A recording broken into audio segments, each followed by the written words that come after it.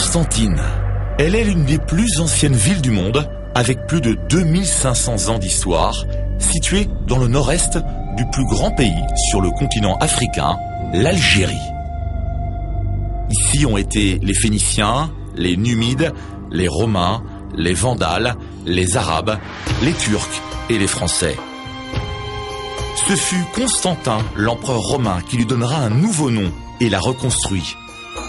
Son premier nom a été Batim Sarim. Ce fut alors une véritable ville impériale et une position stratégique importante. Appelée plus tard Cirta, quand elle était la capitale de la Numidie, Constantine est une ville vivante, en constante évolution, qui respecte un riche patrimoine. Un des centres les plus importants est la mosquée Émir Abdelkader, ouverte en 1994. Environ 20 000 étudiants fréquentent l'université Mentouri, conçue par l'architecte brésilien Oscar Niemeyer, considérée comme l'une de ses œuvres majeures. Un projet qui a été lancé après l'indépendance et a été conclu à la fin des années 70. Constantine, récemment choisie comme capitale de 2015 de la culture arabe, se renouvelle. Constantine est la ville des ponts. Certains l'appellent la ville suspendue, comme le sont les ponts qui la traversent. Depuis les Romains, les ponts dessinent le profil de Constantine. Aujourd'hui encore, les ponts arrivent à vaincre les barrières de la nature afin de communiquer, de s'unir, d'apporter, de prendre des idées, des choses et des personnes, d'une marge à l'autre, d'un côté à l'autre. Les ponts de Constantine sont l'histoire, racontent des histoires. Ils sont en pierre, en bois, en fer, en acier et en béton. Et ils sont tous là dans cette ville musée en plein air. Compétences techniques, créativité, respect des délais, capacité à relever les défis. Dans ses 65 ans d'existence, Andrade Gutiérrez a signé de grands projets. Plus de 800 ouvrages au Brésil et dans le reste de l'Amérique latine, en Europe, en Asie et au Moyen-Orient. Le groupe AG participe activement au développement des infrastructures de transport, le développement du secteur de l'énergie, du pétrole et du gaz. La construction du viaduc Transrumel à Constantine représente un grand défi dans lequel l'art s'unit à des solutions techniques pour créer un ouvrage qui est déjà une référence internationale. Il s'agit d'un ouvrage qui est un défi aux capacités de planning et d'exécution dans les différentes phases d'un projet où l'architecture et l'ingénierie donnent lieu à un ouvrage d'une grande beauté et élégance parfaitement intégré dans son environnement visuel. La concrétisation de ce projet à Constantine représente une responsabilité accrue. Il s'agit d'une ville dont les voies de communication, et en particulier les ponts, ont toujours été essentielles à l'essor des structures sociales et commerciales, ainsi qu'au bien-être de ses habitants. Le viaduc Transrumel est un élément fondamental pour le plan routier interurbain, puisqu'il offrira à la ville de Constantine une nouvelle liaison entre les deux versants de la vallée du Rumel.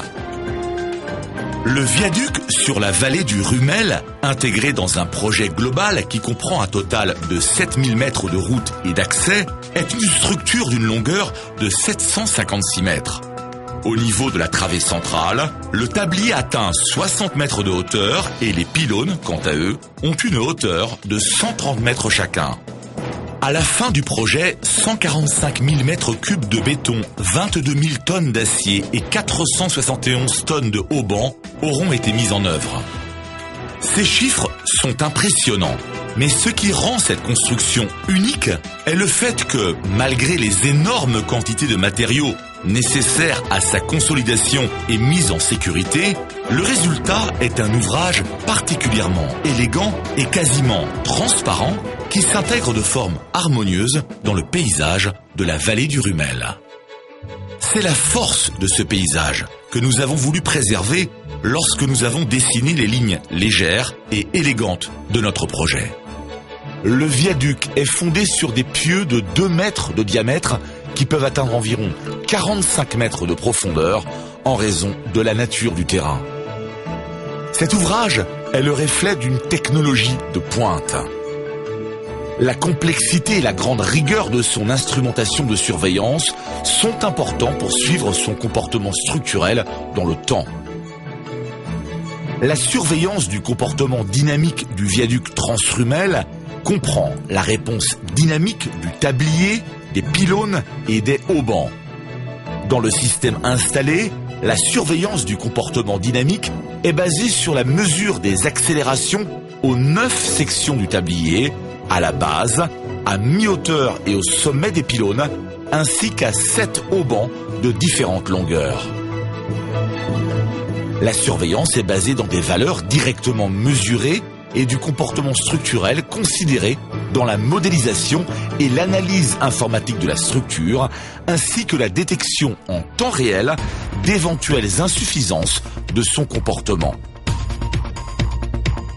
Pour accomplir cette œuvre majeure, reflet de l'excellence technique et opérationnelle, Constantine a accueilli des techniciens algériens et des experts internationaux de haute qualité. La surveillance de la réponse structurale en cas de tremblement de terre est effectuée en utilisant l'ensemble de capteurs concernant la surveillance du comportement dynamique. À cet effet, 2 sismographes seront installés sur le terrain à côté de 2 piles, d'une part pour caractériser l'action sismique et d'autre part pour agir comme une alarme permettant de déclencher une série d'actions prédéfinies pour les autres capteurs. Aujourd'hui, quand nous voyons l'évolution des travaux et la concrétisation de ce travail impressionnant qui a été conçu et dessiné, le rêve devient réalité. Le viaduc Transrumel, le pont de l'Indépendance, fait déjà partie de l'histoire de Constantine et est un ouvrage qui est déjà une référence internationale.